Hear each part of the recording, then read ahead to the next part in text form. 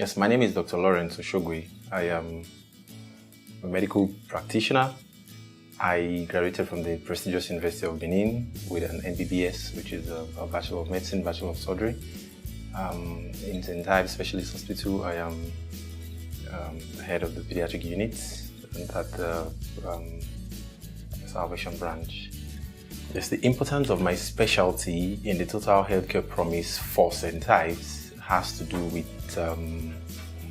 taking care of babies that are delivered in St. Ives and children that are registered in family, because we get to take care of the whole family, and we come in contact with a lot of babies that require very good state-of-the-art neonatal care, and I am responsible for taking care of them.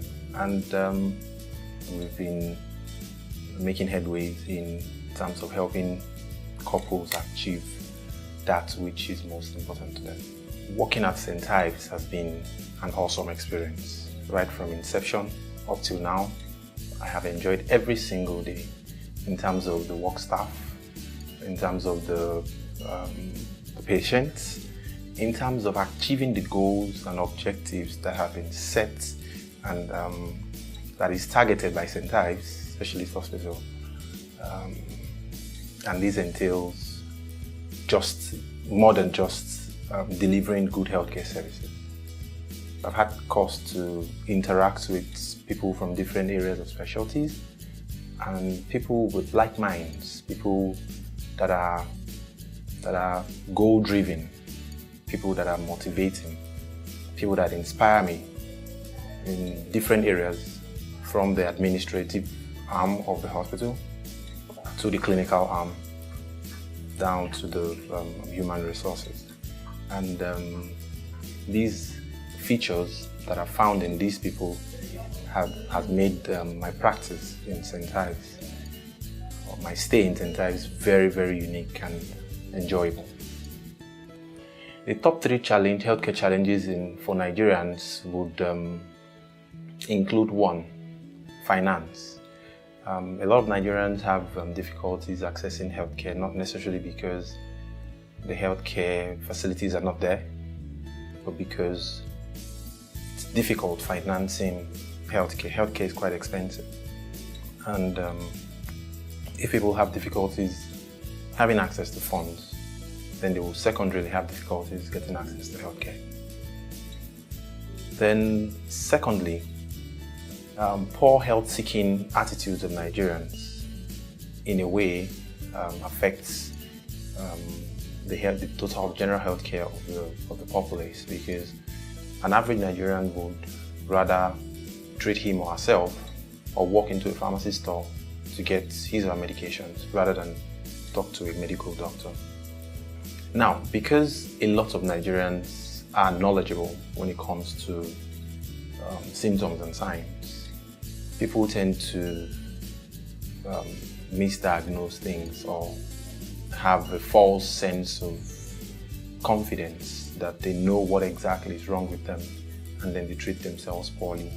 Now, that is one peculiar healthcare challenge, and then with the onset of information on the internet, people tend to want to seek medical care for themselves.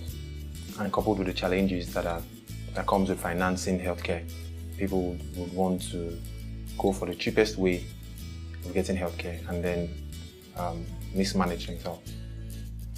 3 healthcare tips. One of them would include not underestimating the symptoms of your child. If a child complains of makes certain complaints, you should always take it serious.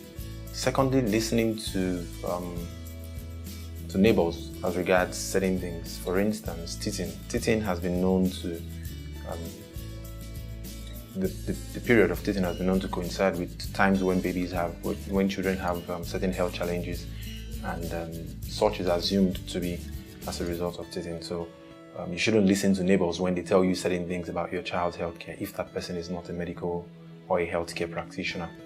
And then thirdly, I would rather a mother or a father or whichever family member, which is an adult, takes medications for himself than to give medications to a child if it's not prescribed. Because when the child starts having problems, you can tell. But when the adult starts having problems with the medication, you can at least make certain complaints. So never self-medicate a child. Yes, one surprising fact about medicine.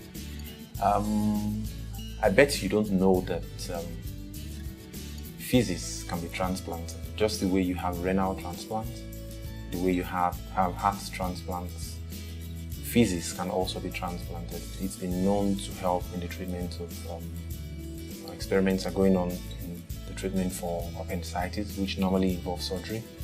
But these days, it doesn't go as such.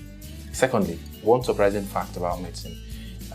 The reason why cold is called cold is because it comes a lot during the rainy season, not because it's caused by the cold, but because when it's cold, people tend not to go outside and it spreads easily. I was running a general outpatient clinic someday, and then a lady, a certain number of symptoms, including headaches, and then what we normally do is we ask certain questions, and then I asked her what part of where she was feeling the headaches, and then she said her head. And I was stunned. Wow, that must be a first. And she said yes, it must be a first.